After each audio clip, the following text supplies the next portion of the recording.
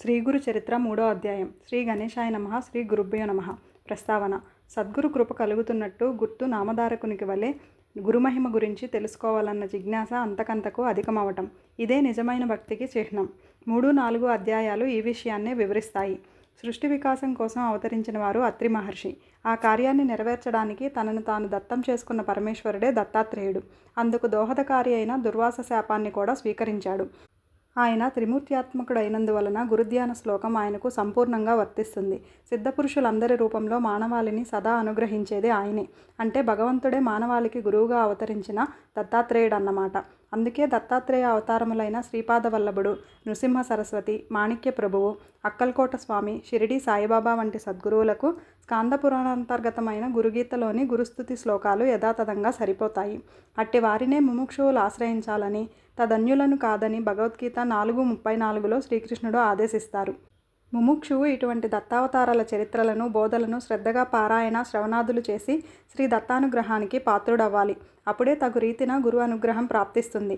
అందుకే సాయినాథుడు తన భక్తుడైన కుశాబావు చేత శ్రీగురు చరిత్ర 108 సార్లు పారాయణ చేయించారు. ఆ తర్వాతనే అతడు పూర్ణ దత్తావతారమైన సాయినాథుని అనుగ్రహానికి పాత్రుడు కాగలిగినాడు. కథారంభం. నామధారకుడు నమస్కరించి, ఓ సిద్ధముని, మీరు నా సందేహాలన్నీ తొలగించారు. నాకు గురువు యొక్క యథార్థ తత్వం తెలిసింది. మీకు జయము. ఇంతకు మీ నివాసం ఎక్కడా? మీకు భోజనం ఎలా లభిస్తున్నది అని అడిగాడు. సిద్ధయోగి అతనిని కౌగిలించుకొని ఆశీర్వదించి నవ్వుతూ, నేను ఎప్పుడూ శ్రీగురుని చెంతనే ఉంటాను. శ్రీగురునామ స్మరణే నాకు ఆహారం. వారి మహిమయే నాకు అమృతతుల్యమైన పానీయం. ఈ శ్రీగురు చరిత్ర గ్రంథం శ్రవణం చేస్తుంటే భుక్తి, ముక్తి శీఘ్రంగా లభిస్తాయి. పరిశుద్ధులై దీనిని 7 రోజులలో పారాయణ లేక శ్రవణం చేసిన వారి పాపాలు నశించి సంతానము, ధనధాన్యాలు, దీర్ఘాయువు, జ్ఞానము ఎవరు కోరినది వారికి లభిస్తుంది. నిష్కాములకు ముక్తినిస్తుంది అని చెప్పి తన వద్దనున్న గ్రంథం చూపారు. నామధారకుడు ఎంతో ఆసక్తితో ఆయన పాదాలకు నమస్కరించి, మీరీ గ్రంథం సంగతి చెబుతుంటే నాకు ఎంతో దూరం నడిచి దప్పికి కొన్నవాడికి సాక్షాత్తు అమృతమే పోసినట్లున్నది. ఇది వినడం వలన నా అజ్ఞానం ఇంకా తొలగిపోగలదు. దీనిని శ్రవణం చేయాలనిపిస్తున్నది. నా సందేహాలు తొలగించి నాకింత మేలు చేస్తున్న మీరే నా గురుదేవులు, నన్ను అనుగ్రహించండి అని వేడుకున్నాడు. సిద్ధముని సంతోషించి అభయమిచ్చి అతనిని చేయి పట్టుకొని వెనక శ్రీగురుడు పావనం చేసిన అశ్వత్థ వృక్షం అనగా రావి వృక్షం దగ్గరకు తీసుకువెళ్ళాడు. నామధారకుణ్ణి దాని క్రింద తమ దగ్గరగా కూర్చోబెట్టుకొని ఇలా చెప్పారు. నాయన, అజ్ఞానం వలన నీకు శ్రీగురుని యందు దృఢమైన భక్తి కుదరలేదు. ఆయనను సందేహించడం వలననే నీకిన్ని కష్టాలు వచ్చాయి. సదాచార సంపన్నుడైన గురువును పరిపూర్ణమైన భక్తితో విశ్వసించి సేవించగల వారికే వారి నిజతత్వం అర్థమవుతుంది. అట్టి వారికే కష్టాలు తొలగి అభిష్టాలు నెరవేరుతాయి. నిజానికి సద్గురువు తన పరభేదం లేకుండా అందరిపైన అపారమైన దయ కురిపిస్తుంటాడు. నీరు ఎత్తైన ప్రాంతంలో నిలవజాలనట్లు డాంబికులకు ఆయన కృప లభించదు. గురువుకు సాటి అయినదేదీ లేదు. కల్పవృక్షం, చింతామణి కోరినవి మాత్రమే ప్రసాదించగలవు. కానీ గురువు మనం కోరని దానిని కూడా ప్రసాదిస్తారు. ఆయన స్పర్శ దీక్షతోనే మనకు ప్రపంచమంతా బ్రహ్మమయంగా దర్శింపచేస్తారు. ఆయననే శంకించే వారికి ఆయన ఏమి చేయగలడు? తనను సంపూర్ణ విశ్వాసంతో సేవించే వారి వెంట ఉండి కాపాడటమే ఆయన ధర్మం. కానీ పామరులు కష్టమొచ్చినప్పుడు ఎవరో చెప్పగా ఆయనను సేవిస్తారు. కానీ శ్రద్ధా విశ్వాసాలతో సరైన పద్ధతిలో సేవించరు. కనుకనే కొందరి అభిష్టాలు నెరవేరవు. అప్పుడు వారు తమకు గురువేమీ చేయలేదని ఆయనను నిందిస్తారు. నామధారకుడు ఆయనకు నమస్కరించి, స్వామి, నాకు శ్రీగురుని లీలలు వినిపించి కృతార్థుణ్ణి చేయండి. శ్రీగురుడు త్రిమూర్త్యాత్మకమైన భగవంతుడంటిరి కదా, ఆయన మొదట అలా ఎందుకు అవతరించారో సెలవేయండి అని వేడుకున్నాడు.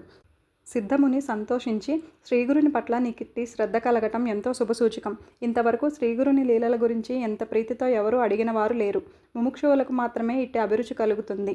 నీకు తప్పక పురుషార్థాలు ప్రాప్తిస్తాయి. నీ శ్రద్ధ నాకెంతో ఆనందాన్ని కలిగిస్తున్నది. నీవడిగినది చెబుతాను, శ్రద్ధగా విను.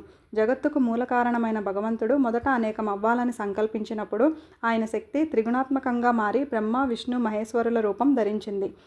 వాటిలో రజోగుణం ప్రకోపించినప్పుడు సృష్టికర్త అయిన బ్రహ్మరూపంలో ఆ శక్తే సర్వాన్ని సృష్టించింది. సత్వగుణం బలీయమై విష్ణు రూపంలో సర్వాన్ని పాలిస్తుంది. తమోగుణం బలీయమైనప్పుడు అదే మహేశ్వరుడై సర్వాన్ని సంహరిస్తుంది. అంతేగాని నిజానికి ఆ ముగ్గురికి భేదమే లేదు.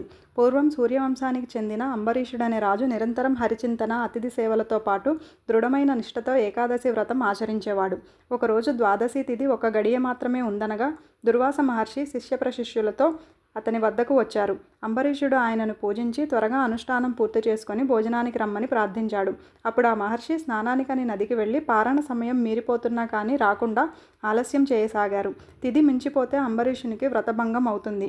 అలా అని అతడు భోజనం చేస్తే అతిథిని అలక్ష్యం చేసినట్లు అవుతుంది.